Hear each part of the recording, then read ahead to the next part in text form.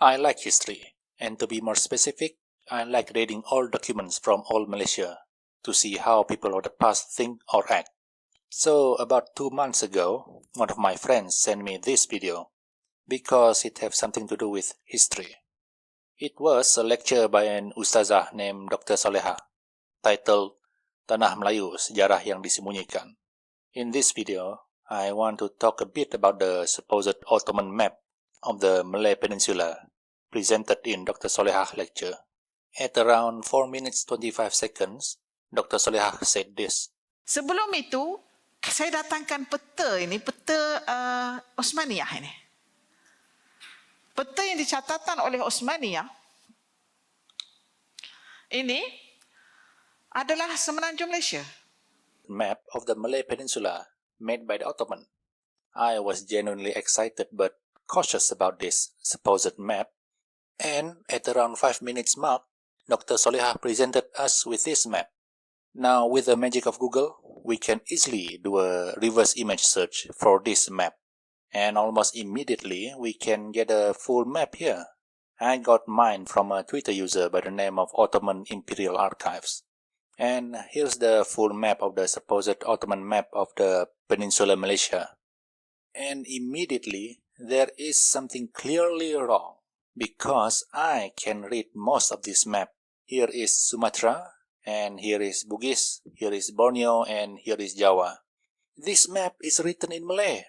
Now, why would an Ottoman map be written mostly in Malay?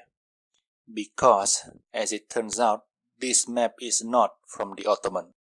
Furthermore, this is not a map of the Peninsula Malaysia. This is a map of the Malay archipelago itself, with Sumatra suspiciously looking very detailed. But nonetheless, this is still an interesting map. Where did it come from? And who made it? And what's the purpose for this map? Searching further led me to this book, Mapping the Achenese Past, published in 2011 by the Royal Netherlands Institute of Southeast Asian and Caribbean Studies. And here on Chapter 8 we can find some of the answer. As it turns out, this map is not from the Ottoman Empire, but it's from the Aceh Sultanate, from Sumatra. First off, this map contains several different languages, specifically Malay, Arabic, and Turkish, with the Turkish one being poorly written. Next, where did this map come from, and who made this map? Well, we don't exactly know the people who made it, but this map here is at least verified by a certain Muhammad Gauth or Muhammad Gus, evidenced by the Arabic word here, Kul al-Haq, and followed by Muhammad Gauth's name. According to Kadi et al., the Turkish language used in this map are, shall we say, highly unusual, but the seal used here is of Ottoman origin. Based on this, the most probable place where this map was made is in Hejaz. And finally, what is the purpose of this map? Around the time this map was made, that is to say the early 19th century, Aceh sovereignty was under threat from the expanding Dutch forces, with the Minangkabau being subjugated by the Dutch in 1821, and the remaining rebel forces was crushed in 1838. At the same year, the de facto Aceh leader just came into power, the regent Ibrahim Mansur Shah. During his reign, he tried his best to send diplomatic missions to various powers for help against the Dutch.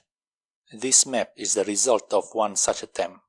In 1849, he sent 2 diplomatic letters asking for help. One letter is sent to Paduka Sri Sultan Republik Perancis, Louis Philippe of the French, and another letter is sent to Sultan of Rum, the Ottoman Caliph and the Amirul Mu'minin, Abdul Majid I.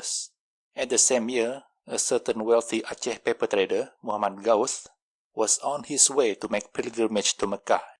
The Aceh Sultan then entrusted the letters to Muhammad Gauth as a way to cut costs and to ensure greater security. On his way to Istanbul, Muhammad Gauth stayed in Hijaz for a couple of months, and at that point, the Aceh envoy decided to make a map to further persuade the Ottomans. This is the map. It is drawn specifically to elevate Aceh's position, so that the Ottomans would think twice before dismissing this oh so powerful and magnificent sultanate in Southeast Asia. Even the sultanate on the Malay Peninsula have the word Wazir Sultan Mansur Shah written on it. In other words, the representative of Sultan Mansur Shah, which is quite brazen to say the least. Another curious thing is this. The Malay Peninsula itself is written as Anatole. Now, Ustazah Dr. Salehah claims that this is because the Ottoman viewed the Malayan people at that time as Ottoman subjects. Have a listen. Kita ni Anatol. Kita jajahan Turki. Kita jajahan kecil Turki. Di timur. Turki sudah menjajah kita. Tetapi dalam bentuk yang sopan santun. Well, the explanation provided by this book is a bit more complicated. Again, this map is not a projection of reality, it is merely a tool to convince the Ottoman to send help to Aceh. Here is a note in Turkish. I can't read Turkish, so I have to rely on translation by Kadi et al. It read here, the number of islands is like Samos, Kayos, and Kos, is 250. So here, what the Aceh envoy was trying to do is to draw parallel or similarities between the Malay archipelago and the Greek islands to make the Ottoman feel more empathetic toward Aceh. And this also served another purpose. Labeling the Malay Peninsula as Anatole make the distance between Aceh and Istanbul seems shorter than it actually is. So that is the purpose of this map.